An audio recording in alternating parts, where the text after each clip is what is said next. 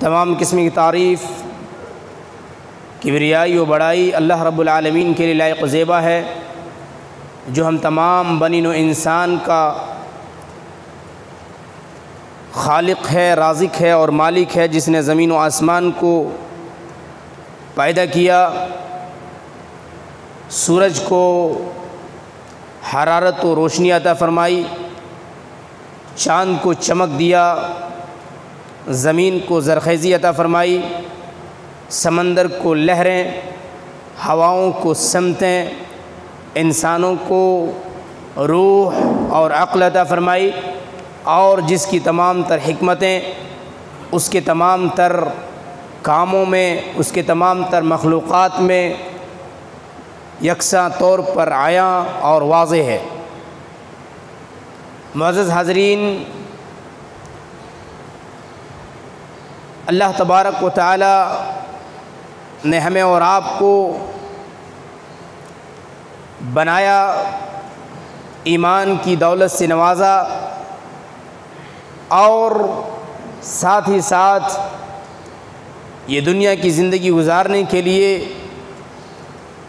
کتاب مبین عطا فرمایا، جس میں ہمیں زندگی کیسی گزارنی چاہیے، کون سا عمل کرنا ہے اور کون سا عمل نہیں کرنا، کس سمت جانا ہے اور کس سمت نہیں جانا، کون سا قدم اٹھانا ہے اور کون سا قدم نہیں اٹھانا، کیسا لقمہ کھانا ہے اور کس قسم کا لقمہ حلق سے نہیں اتارنا۔ یہ تمام باتیں اللہ رب العالمین نے اپنی کتاب عظیم اور مبین کے اندر، قرآن مجید کے اندر، اور اللہ کے رسول صلی اللہ علیہ وسلم کی سنتوں اور احادیث مبارکہ کے اندر واضح طور پر بیان فرما دیا ہے۔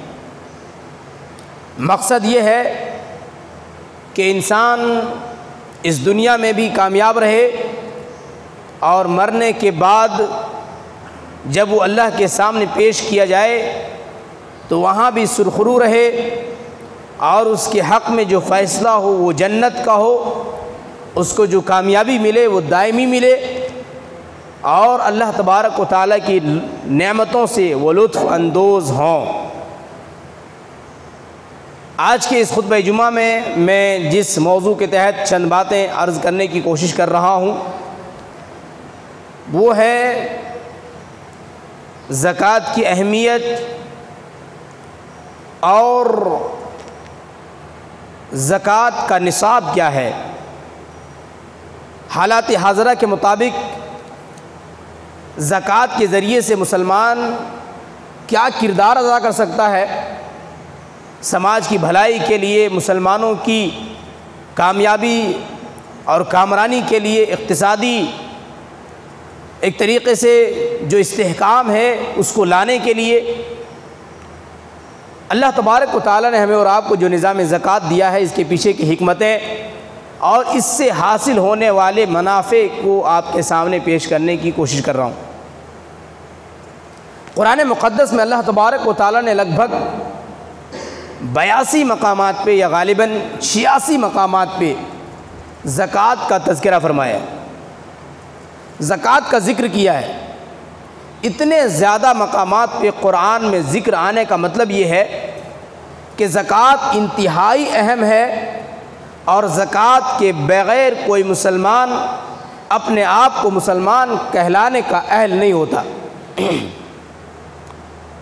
قرآن مقدس میں اللہ تبارک و تعالی نے فرمایا ان الذین آمنوا وعملوا الصالحات، جن لوگوں نے ایمان لایا، بلا شک و شبہ جن لوگوں نے ایمان لایا اور نیک اعمال کیے، وَأَقَامُوا الصَّلَاةَ، اس کے بعد نماز کو قائم کیا، نماز کی پابندی کی، نماز پڑھی، وَآتُوا الزَّكَاةَ، اور زکوٰۃ بھی دیا، لَهُمْ أَجْرُهُمْ عِنْدَ رَبِّهِمْ، ایسے لوگوں کا اجر اللہ تبارک و تعالیٰ کے پاس ہے۔ مطلب یہ ہے کہ اتنا بڑا اجر کا یہ کام ہے زکوٰۃ دینا اور نماز پڑھنا، کہ دنیا میں کوئی بھی ان اعمال کا اجر اگر دینا چاہے تو دے ہی نہیں سکتا۔ کوئی بھی اگر ان اعمال کا معاوضہ دینا چاہے، اس کا کوئی بدلہ دینا چاہے، کوئی اس کی اجرت دینا چاہے، تو اس کی عظمت اتنی زیادہ ہے کہ کوئی بھی اس کی اجرت ادا کرنا چاہے تو نہیں کر سکتا، خواہ دنیا کی تمام تر دولت کا اختیار اس کے ہاتھ میں ہو تب بھی نہیں کر سکتا۔ اللہ اکبر۔ آگے اللہ تبارک و تعالیٰ ارشاد فرماتا ہے کہ لہم اجرہم عند ربہم ولا خوف علیہم ولا ہم یحزنون، اور ایسے لوگ، ایمان لانے والے لوگ، اعمال صالحہ کرنے والے لوگ، اور ساتھ ہی ساتھ نماز کی پابندی کرنے والے، زکوٰۃ دینے والے لوگ ایسے ہیں کہ ان کے لیے نہ کسی قسم کا کوئی خوف ہے اور نہ ہی انہیں غم زدہ اور کسی قسم کی پریشانی کا اندیشہ ہے۔ فلا خوف علیہم ولا ہم یحزنون، نہ دنیا میں نہ آخرت میں وہ خوف زدہ ہوں گے، نہ ہونے والے ہیں، اور نہ ہی آخرت میں انہیں کسی غمی کا سامنا کرنا پڑے گا۔ میرے بھائیوں، اللہ تبارک و تعالیٰ نے ہمیں اور آپ کو خوش حال زندگی، مسرت بھری زندگی گزارنے کا گویا کہ ایک فارمولہ دیا، انسان کو اپنے آپ کو غموں کے پہاڑ اور طوفان سے بچانے کا ایک اصول اور ضابطہ دیا کہ اگر آپ چاہتے ہیں کہ دنیا کی تمام تر کٹھنائیاں بھی اگر آپ کے پاس سامنے آ جائیں تو اس کے باوجود بھی آپ بے خوف رہیں، غموں سے دور رہیں، تو اس کے لیے لازم و ضروری ہے کہ انسان صاحب ایمان ہو، عمل صالح کرنے والا ہو، نمازی ہو، زکوٰۃ دینے والا ہو، تو انشاءاللہ العزیز وہ تمام تر بڑے سی بڑی مصیبت سے وہ اپنے آپ کو باہر نکالنے میں کامیاب ہوگا اور غموں سے اپنے آپ کو بچا کر کے رکھنے میں کامیاب ہوگا، کیونکہ اللہ تبارک و تعالیٰ انہیں ان تمام تر حالات سے محفوظ کر دیتا ہے۔ ایک بات اور ذہن میں رکھیے کہ زکوٰۃ کوئی عام عمل نہیں، بلکہ زکوٰۃ کی عظمت کا اندازہ اس بات سے لگا سکتے ہیں کہ زکوٰۃ ارکان اسلام میں سے ہے، اور اسلام کے ارکان کوئی بہت زیادہ نہیں ہے کہ چلو بھی یہ بھی آ گیا اور وہ بھی آ گیا اور وہ بھی آ گیا، بلکہ گن کے صرف اور صرف ہمارے ایک ہاتھ کی جو 5 انگلیاں ہیں، اتنی ہی اللہ تبارک و تعالیٰ نے اسلام کے ارکان رکھے ہیں۔ ہاتھ کی 5 انگلیوں کے برابر 5 ارکان میں سے ایک جو کہ تیسرا ہی ہے وہ زکوٰۃ ہے۔ بنی الاسلام علی 5 شہادت اللہ الہ الا اللہ۔ اللہ تبارک و تعالیٰ نے اللہ کے رسول صلی اللہ علیہ وسلم کی زبان اطہر کے ذریعے سے جو اعلان فرمایا وہ کیا ہے کہ اسلام کی بنیاد 5 چیزوں پہ، 5 باتوں پہ رکھی گئی ہے۔ ان میں سے نمبر 1 شہادت اللہ الہ الا اللہ، اس بات کی گواہی دینے میں کہ اللہ تبارک و تعالیٰ کے علاوہ کوئی معبود نہیں، وَأَنَّ مُحَمَّدَ الرَّسُولُ اللَّهِ، اور محمد صلی اللہ علیہ وسلم اللہ کے رسول ہے۔ وَإِقْيَامِ الصَّلَاةِ وَإِيتَاءِ الزَّكَاةِ، کہ آدمی نماز قائم کرے، نماز کے قیام پہ، زکوٰۃ کی ادائیگی پہ، والحج، حج کے اوپر، وصوم رمضان، اور رمضان کے روزہ رکھنے میں، یعنی ان 5 باتوں پہ اسلام کی بنیاد ہے، جس میں کا تیسرا زکوٰۃ ہے۔ اس کا مطلب یہ ہوا کہ اگر کسی نے زکوٰۃ کو ادا نہیں کیا تو اس نے اسلام کی بنیادی ارکان میں سے ایک رکن کو منہدم کر دیا، ختم کر دیا اس نے۔ میرے بھائیوں، سمجھنے کی بات یہ ہے کہ زکوٰۃ کی ادائیگی یہ کوئی عام عمل نہیں، بلکہ یہ اسلام اور ایمان کی دلیل ہے۔ یعنی ایک آدمی مومن ہے یا نہیں، اس کی پہچان اگر کرنی ہو تو اس میں سے یہ بھی دیکھنا ہوگا کہ وہ زکوٰۃ دیتا ہے یا نہیں، صاحب نصاب ہونے کے باوجود۔ اب آپ کہیں گے ارے جناب کوئی زکوٰۃ دیتا ہے یا نہیں، صاحب نصاب ہے یا نہیں، اس سے ہمیں لینا دینا کیا ہے؟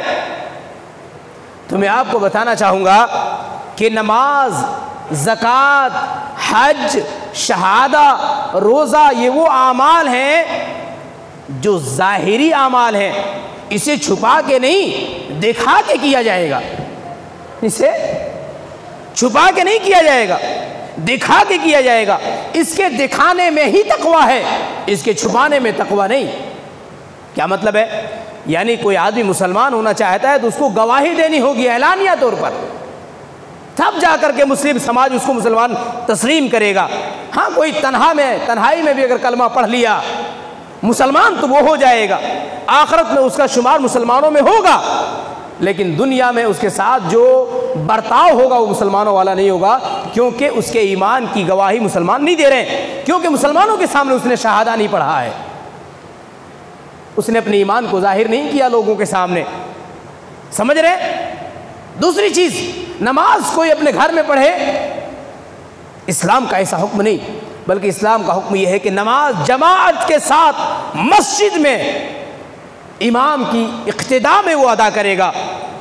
کوئی آدمی کہے گا جناب میں چاہتا ہوں کہ میرے اعمال ایسے ہوں کہ کسی کو پتہ نہ چلے، تو یہ فارمولہ نوافل میں لاگو ہوتے ہیں، فرائض میں نہیں، بالخصوص فرض نماز میں تو بالکل بھی نہیں۔ اس کا مطلب پوری دنیا دیکھتی ہے، آپ کو دیکھتی رہے، لیکن آپ کو فرض نماز مسجد میں آ کے ہی ادا کرنی ہے۔ ایسے ہی زکوٰۃ کا معاملہ ہے، اسلام نے زکوٰۃ کو خفیہ نہیں رکھا، بلکہ اس کو اعلانیہ طور پر بیت المال میں جمع کروانا ہوگا۔ اس کا حساب و کتاب بیت المال کے ذمہ داران دیکھیں گے، کون آدمی صاحب نصاب ہے، کس کی کھیتی باڑی کتنی زیادہ ہے، کس کے یہاں کتنا زیادہ غلہ اگتا ہے، کون کتنا دینے کی استطاعت رکھتا ہے۔ زکوٰۃ کی ادائیگی کے لیے، زکوٰۃ کی وصولی کے لیے لوگوں کے بھیجنے سے پہلے اور کارندوں کے بھیجنے سے پہلے تخمینہ کار جائیں گے، اور وہ تخمینہ لگا کر کے آئیں گے کہ فلاں آدمی کے کھیت میں جس قسم کی فصل ہے اس کے مطابق اتنا پیداوار ہو سکتا ہے، اتنا پیداوار ہو سکتا ہے، اور ان سے زکوٰۃ وصول کیا جائے گا، کہا جائے گا کہ اب جلدی سے بتاؤ کہ کتنا پیداوار ہوا اور اس میں سے زکوٰۃ دو۔ میرے بھائیوں، مجھے انتہائی افسوس اس بات پہ ہے کہ اسلام نے زکوٰۃ کا نظام دیا، زکوٰۃ کا نظام، اس کے باوجود آج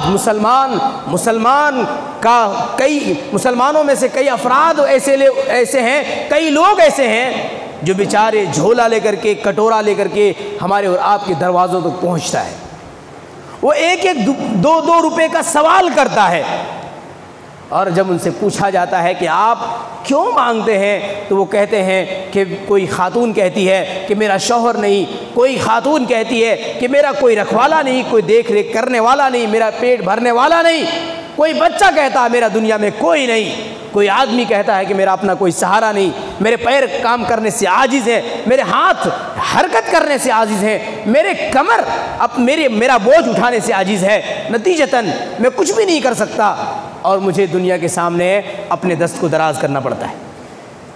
میرے بھائیوں، جب میں زکوٰۃ پہ غور و فکر کرنے لگا تو میں اس نتیجے پہ پہنچا کہ اگر مسلمان جس انداز میں اسے زکوٰۃ ادا کرنا چاہیے، 2.5% زکوٰۃ کون سے؟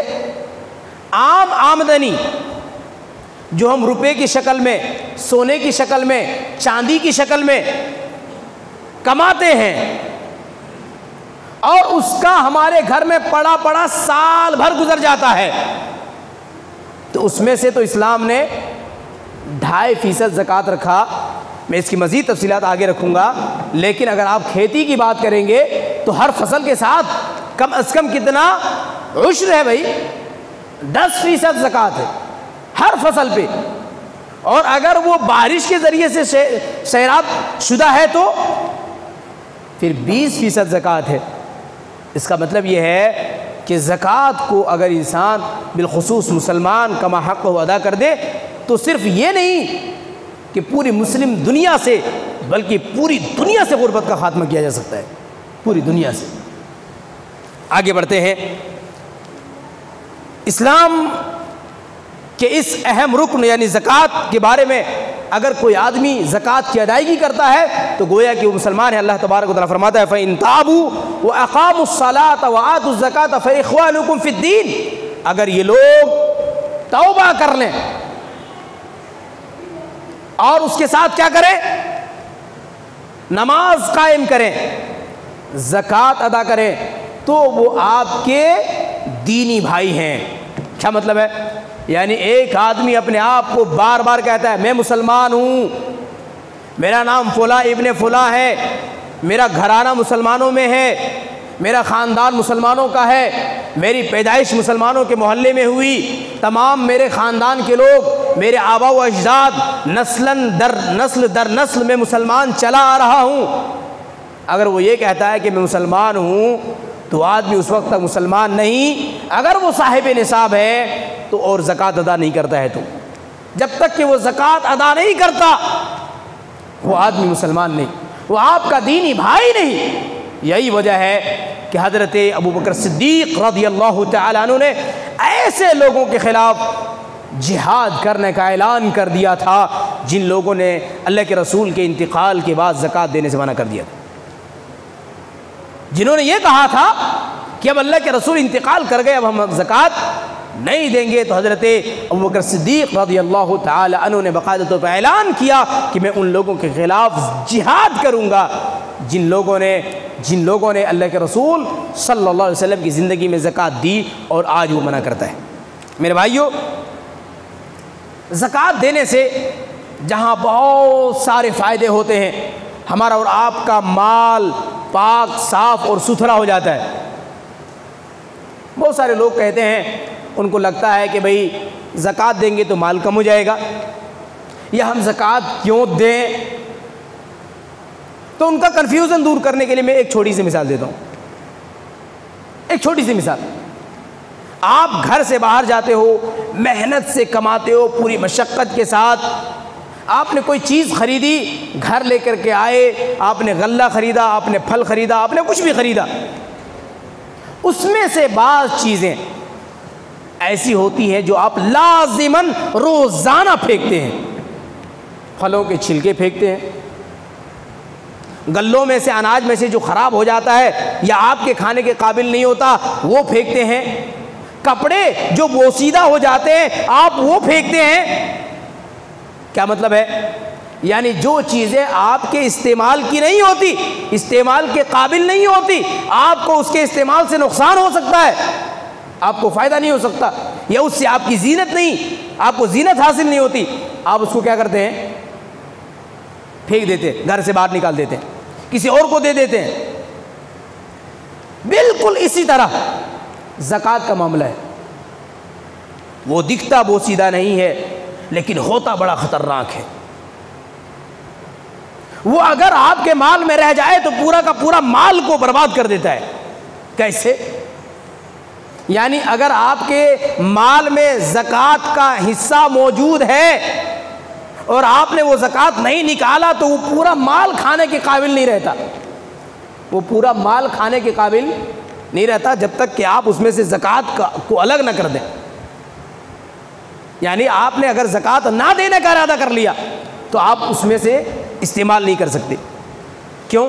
اس لیے کہ ابھی اس میں زکوٰۃ کا مال شامل ہے۔ ہاں اگر آپ دینا چاہتے ہیں، آپ نے حساب و کتاب کر لیا ہے کہ اس میں سے اتنا نکالنا ہے اور آپ نے اپنے حصے کا اسی میں سے نکال کے کھا لیا اور زکوٰۃ کا الگ سے بعد میں چھوڑ دیا، بقایا بچا تو کوئی مسئلہ نہیں۔ لیکن اگر آپ نے زکوٰۃ نہیں دیا، نہیں دینے کا ارادہ کیا، زکوٰۃ نکالا ہی نہیں، تو وہ پورا کا پورا مال آپ کے لیے کھانا درست نہیں ہوگا۔ کیوں؟ اس وجہ سے کہ اس میں ابھی زکوٰۃ کا مال موجود ہے جو آپ کا حق نہیں، جو آپ کا حصہ نہیں، جو آپ کے لیے جائز نہیں، جس کو اللہ تبارک و تعالیٰ نے غریبوں کا حق قرار دیا، مسکینوں کا حق قرار دیا، فقراء کا حق قرار دیا، مسافروں کا حق قرار دیا، قرض داروں کا حق قرار دیا اور دیگر ضرورت مندوں کا حق قرار دیا۔ میرے بھائیوں، جب انسان زکوٰۃ ادا کرتا ہے، یہ جو کمزوریاں ہم لوگ دیکھتے ہیں نا سماج میں، دین سے دوری، عدم دلچسپی، نہ دل لگتا ہے نمازوں میں، نہ تلاوت قرآن میں، نہ دین میں، نہ دنیا میں، نہ یہاں نہ وہاں، بلکہ انسان حیران ہے، پریشان ہے، بس دوڑا بھاگی کیے جا رہا ہے، کبھی ادھر بھاگتا ہے، کبھی ادھر جاتا ہے، کبھی یہاں سکون تلاش کرتا ہے، کبھی وہاں سکون تلاش کرتا ہے، لیکن اس کو کہیں سکون نہیں ملتا۔ وجہ کیا ہے؟ اصل میں سکون ہے لذت میں۔ سکون کہاں ہے؟ لذت میں۔ جہاں انسان کو لذت محسوس ہو جائے اس کو سکون حاصل ہو جاتا ہے۔ ہمیں اور آپ کو نیند میں سکون حاصل ہوتا ہے، کیوں؟ کیونکہ نیند کی لذت ہمیں اور آپ کو محسوس ہوتی ہے۔ ہمیں اور آپ کو کھانا کھانے میں سکون محسوس ہوتا ہے، کیوں؟ کیونکہ کھانے کا ذائقہ ہمیں اچھا لگتا ہے، تو لذت میں سکون ہے۔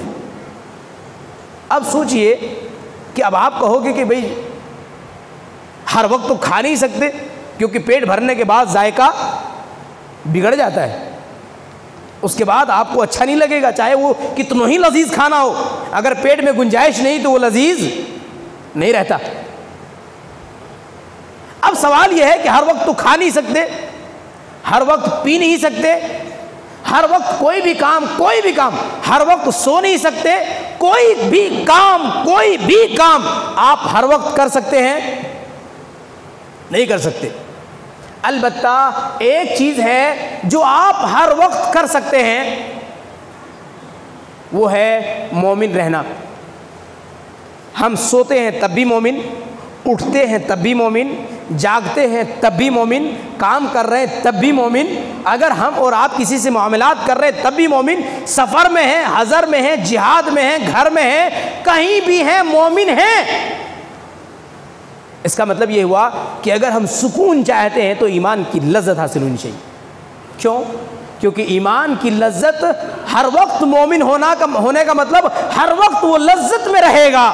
کون آدمی؟ جس کو ایمان کی لذت محسوس ہو گئی۔ اور ایمان کی لذت محسوس ہونے کے لیے آپ جانتے ہیں، حکیم حضرات، اطباء حضرات اس بات سے واقف ہیں، اور جو لوگ کبھی بیمار ہوئے تو وہ جانتے ہیں، جن کی زبان کا ذائقہ خراب ہو جائے، چیز کتنا لذیذ ہو اس کو لذیذ نہیں لگتی۔ منہ کا ذائقہ بگڑ جائے تو کھانے کی چیز کتنا لذیذ ہو وہ لذیذ نہیں لگتی۔ اس کا مطلب یہ ہوا کہ چیز صرف لذیذ ہونا ضروری نہیں، بلکہ آپ کے منہ کا ذائقہ بھی ٹھیک رہنا کیا ہے؟ ضروری ہے، تب جا کر کے لذیذ چیز آپ کو لذیذ لگے گی۔ ہم اور آپ مومن ہیں لیکن ایمان کا ذائقہ ہمیں محسوس نہیں ہوتا۔ ہم نے کلمہ پڑھ رکھا ہے، ہم اور آپ نماز بھی پڑھتے ہیں، ہم روزہ بھی رکھتے ہیں، پیسہ ہونے پہ حج بھی کرتے ہیں، بہت سارا کام کاج کرتے ہیں، ایک دوسرے کو سلام کرتے ہیں، تلاوت قرآن کرتے ہیں، ذکر و اذکار کرتے ہیں، لیکن ایمان کی لذت نہیں، ایمان کا ذائقہ نہیں ملتا، نتیجتاً بے سکونی زندگی میں چھائی رہتی۔ سوال یہ ہے کہ پھر ایمان کا ذائقہ نصیب کیسے ہوگا؟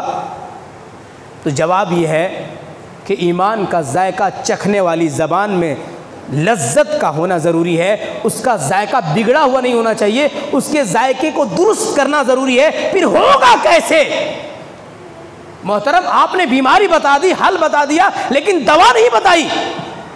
وہ کون سی دوا ہے جو میں کھاؤں اور میری ایمانی ذائقے کی چکھنے کی صلاحیت بحال ہو جائے؟ تو وہ دوا لینے سے نہیں، دینے سے آتا ہے وہ فائدہ۔ اصل میں معاملہ کیا ہے کہ اگر آپ نے کسی چیز پہ کوئی کور چڑھا دیا ہو تو دوسری چیزیں اس کے اوپر اثر نہیں کرنے لگتی، دوسری چیزیں اس کے اوپر اثر نہیں کرنے لگتی، تو وہ کور کو ہٹا کر کے پھینکنا پڑتا ہے یا اس کے ضرورت مندوں کو دینا پڑتا ہے۔ معاملہ یہ ہے کہ ہمارے اور آپ کے ایمان کے اوپر ایک کوچ چڑھ گیا ہے۔ وہ کوچ کون سا ہے؟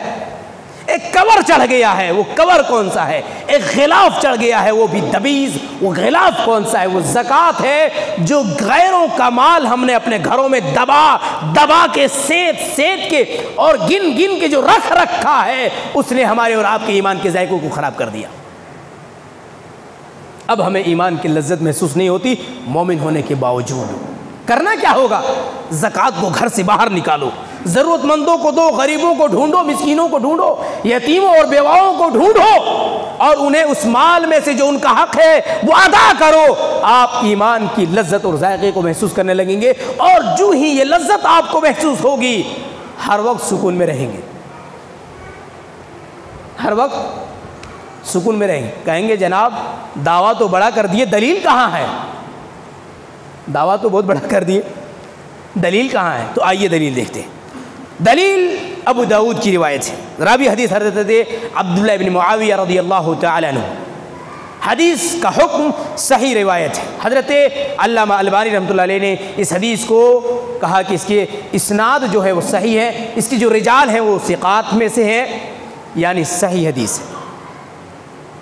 حدیث کیا ہے؟ حضرت عبداللہ بن معاویہ رضی اللہ تعالیٰ عنہ کہتے ہیں کہ قال رسول اللہ صلی اللہ علیہ وسلم, اللہ کے رسول صلی اللہ علیہ وسلم نے ارشاد فرمایا, من فعلہن فقد طعم الایمان. 3 طرح کے لوگ جنہوں نے 3 طرح کے کام کر لیے, 3 طرح کے کام کرنے والے لوگ, یعنی ایسا آدمی جنہوں نے 3 طرح کے کام کیے, 3 کاموں کو انجام دیا, وہ ایمان کا ذائقہ چکھ لیتا ہے. وہ کیا کرتا ہے؟ وہ ایمان کا ذائقہ چکھتا ہے, ایمان کی لذت میں وہ جیتا ہے. ایمان کی لذت میں وہ انسان جیتا ہے جو 3 ذمہ داریوں کو ادا کرتا ہے, 3 کام کرتا ہے. کون کون سے کام ہے؟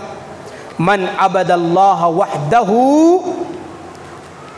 جس نے اللہ تبارک و تعالیٰ کی عبادت کی اور یہ اعلان کیا, یہ مانا وَأَنَّهُ لَا إِلَهَ إِلَّا اللَّهُ, کہ اللہ کے علاوہ کوئی معبود نہیں, ایک اللہ کی عبادت کی اور یہ اعلان کیا, یہ عقیدہ رکھا اور یہ بیان کیا کہ اللہ کے علاوہ کوئی معبود برحق نہیں, اور اس کے علاوہ وَأَعْتَى زَكَاةَ مَالِهِ طِيبَةً بِهَا نَفْسُهُ رَافِدَةً عَلَيْهِ كُلَّ عام, اور جس نے ہر سال دل کی خوشی کے ساتھ زکوٰۃ ادا کیا. 3 کام. نمبر 1 اللہ کی عبادت کی, اس کے ساتھ کسی کو شریک نہیں کیا, تنہا اللہ کی عبادت. نمبر 2 یہ مانا, یہ اعلان کیا, یہ اقرار کیا کہ اللہ کے سوا کوئی معبود برحق نہیں.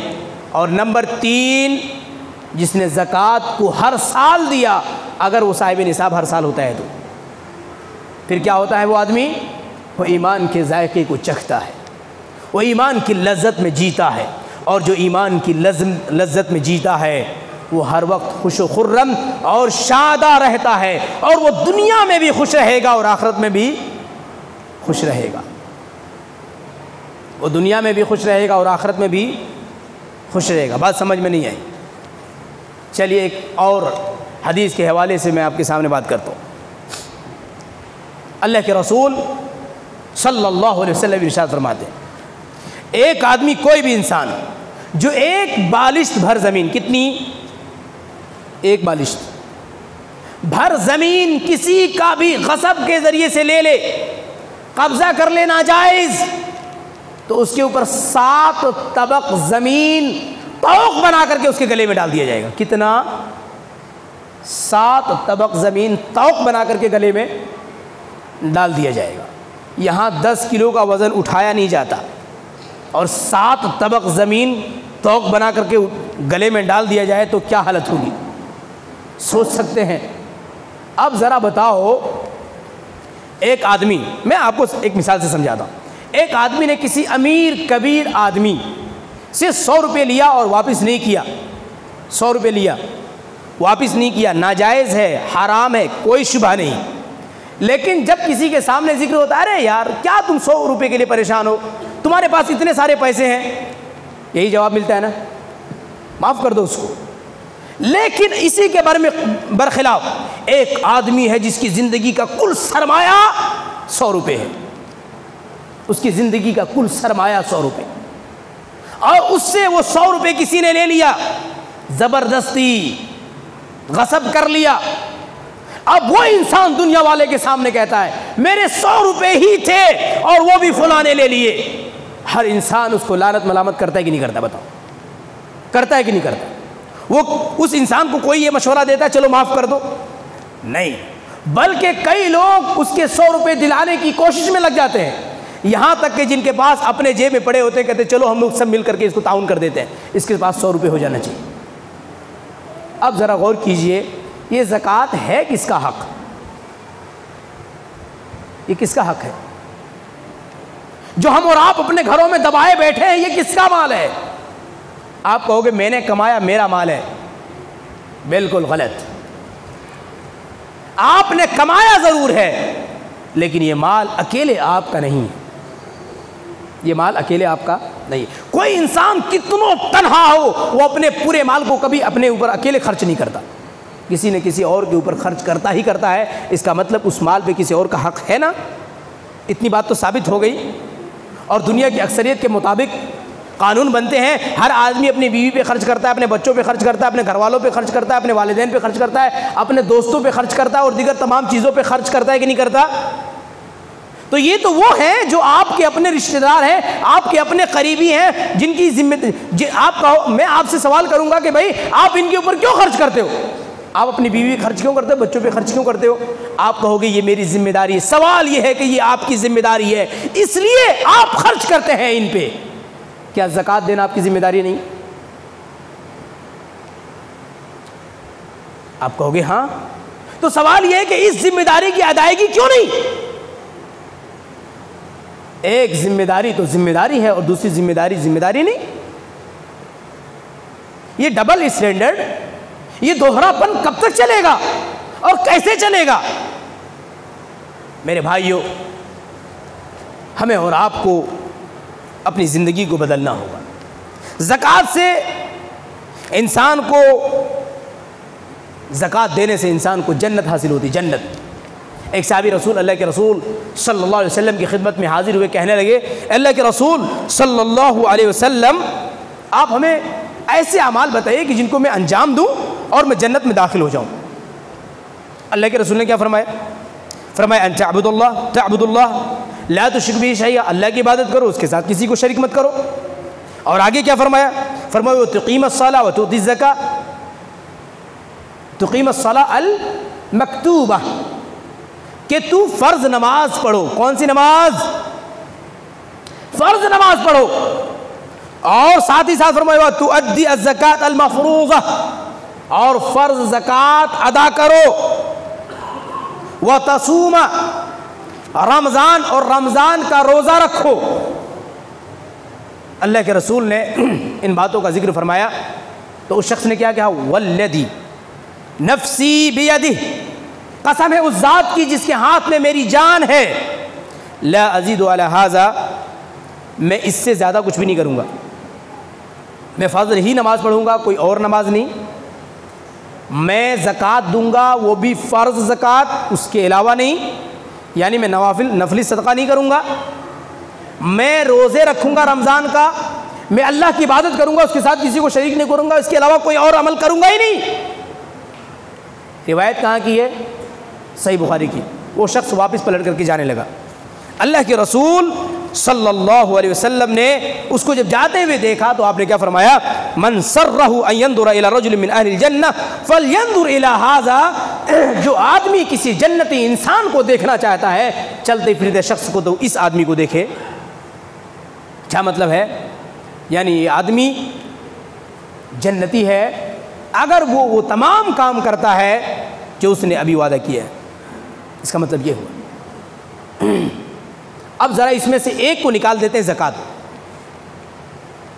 کس کو نکال دیتے ہیں؟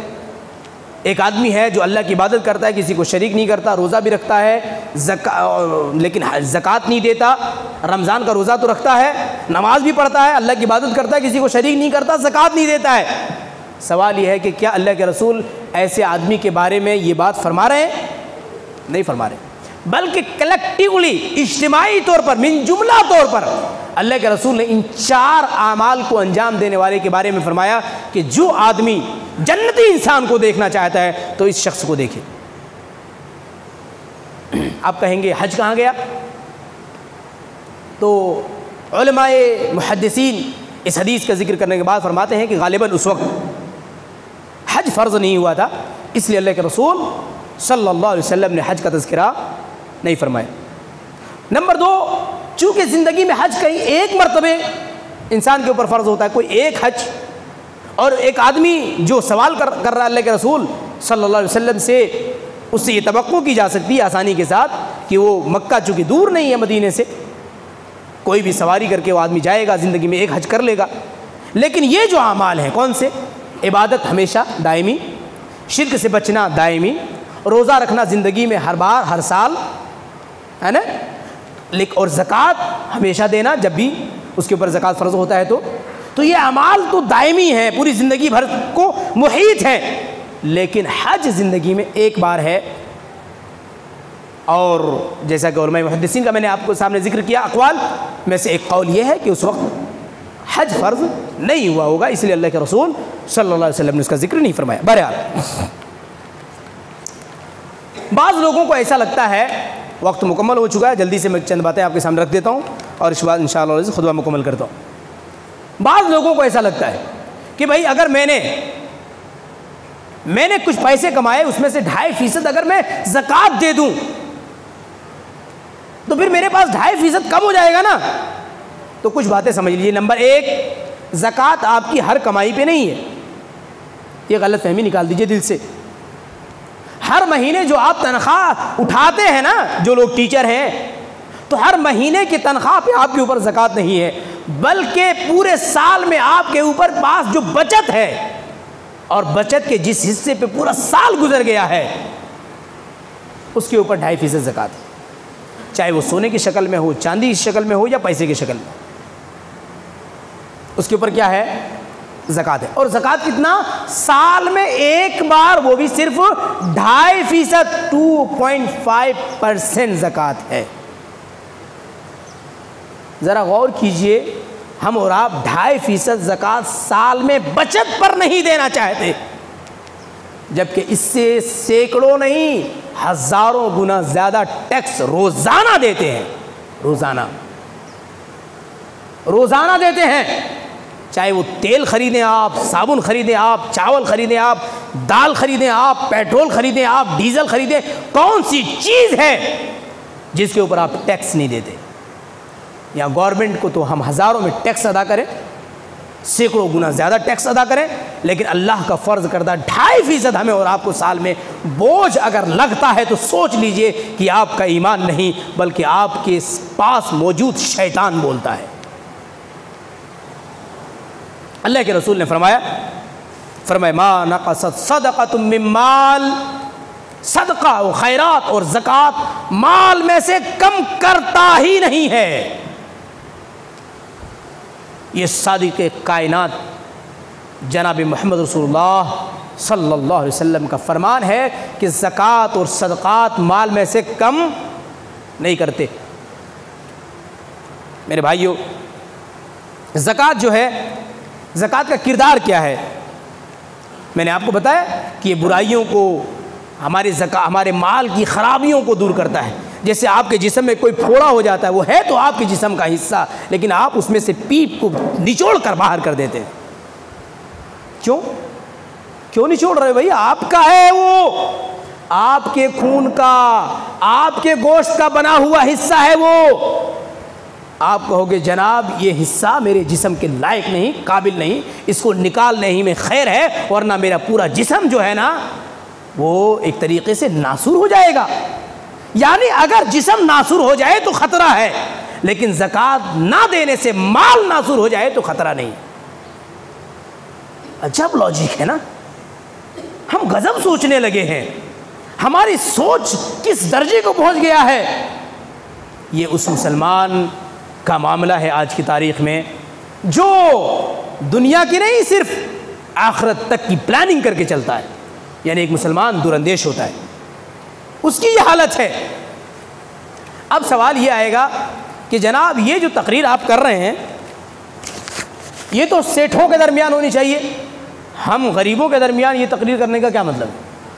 تو میں اس کا جواب دے کر کے بات مکمل کرتا ہوں. دیکھیے، یاد کیجئے، سیٹھ تو بہرحال سیٹھ ہیں، ان کو پتہ ہے میں مالدار ہوں.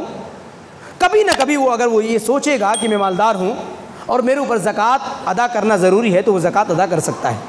لیکن جب ہم نے اپنے آپ کو مان لیا ہے کہ ہم فقیر ہیں، ہم نے مان لیا ہم غریب ہیں، تو کبھی یہ خیال آئے گا کہ ہمیں زکوٰۃ دینا ہے؟ سوچئے، نہیں نا. کیونکہ پہلے سے ہم نے مان لیا کہ زکوٰۃ تو ہمارے لیے ہے، تو ہم کہیں کو زکوٰۃ دینے لگے. تو میں آپ کو بتانا چاہوں گا کہ کون آدمی فقیر نہیں ہے، کس آدمی کے اوپر زکوٰۃ فرض ہے، کس کو زکوٰۃ دینا چاہیے۔ میں آپ کو جنہوں نے اپنے آپ کو فقیر سمجھ رکھا ہے، میں انہیں یہ بتانا چاہتا ہوں کہ آپ فقیر نہیں ہو، آپ سیٹھ ہو، سیٹھ، آپ مالدار ہو، آپ صاحب مال ہو، آپ صاحب نصاب ہو، آپ کے اوپر زکوٰۃ فرض ہے۔ آپ کہو گے کتنے پہ زکوٰۃ فرض ہے، تو یہ بتا کر کے بات مکمل ہوتی۔ چاندی کتنا؟ 612 گرام، 612 گرام چاندی کے اوپر کیا ہے؟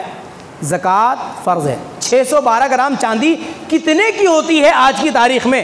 اگر آپ انٹرنیشنل مارکیٹ کو دیکھتے ہیں تو کتنے کی ہوتی ہے؟ اگر بمبئی کے بھاؤ کو آج کی تاریخ میں، آج کے کرنٹ ریٹ اگر آپ دیکھیں گے تو تقریباً 34,000 کچھ روپے ہوتے ہیں، 34,300 کچھ روپے،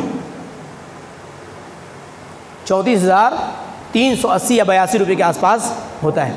میں یہ پوچھنا چاہتا ہوں کہ سال مکمل ہونے کے بعد کتنے لوگ ایسے ہوں گے ہمارے اور آپ کے درمیان موجود جن کے پاس 34,000 یعنی 35,000 مان لیتے ہیں ہم، 34,500 کے آس پاس کی بچت سالانہ نہیں ہوگا۔ آپ کہیں گے ہم نے بیٹی کی شادی کے لیے رکھا تھا اس کو، چاہے آپ کسی کام کے لیے رکھے تھے، آپ کے پاس اگر سال بھر اس مال نے گزار لیا آپ کے بچت میں سے، تو اس میں سے 2.5% پرسکون انداز میں نکال دیجئے، مال کم ہونے والا نہیں، اللہ تبارک و تعالیٰ آپ کو عطا فرمانے والا ہے۔ دنیا میں بھی بچ جائیں گے اور آخرت میں بھی بچ جائیں گے۔ بات سمجھ میں آ گئی؟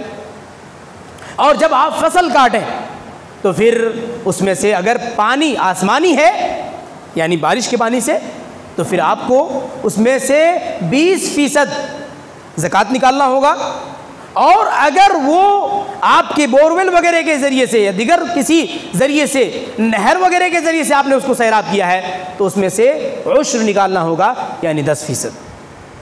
میرے بھائیوں، میں اس کی مزید تفصیلات آپ کے سامنے بیان کر سکتا تھا، لیکن وقت میں کافی زیادہ لے چکا ہوں، اب مزید گنجائش نہیں۔ میں اخیر میں اللہ تبارک و تعالیٰ سے دعا کرتا ہوں الہ العالمین ہم تمام لوگوں کو، اگر ہم صاحب نصاب ہیں تو زکوٰۃ ادا کرنے کی توفیق دے، اور جو لوگ صاحب نصاب ہیں لیکن زکوٰۃ ادا نہیں کرتے، الہ العالمین ہم تمام لوگوں کو، ایسے لوگوں کو زکوٰۃ ادا کرنے کے لیے ابھارنے کی توفیق عطا فرمائے۔ آمین، تقبل یا رب العالمین۔ اقول قولی ھذا فاستغفروہ انہ الغفور۔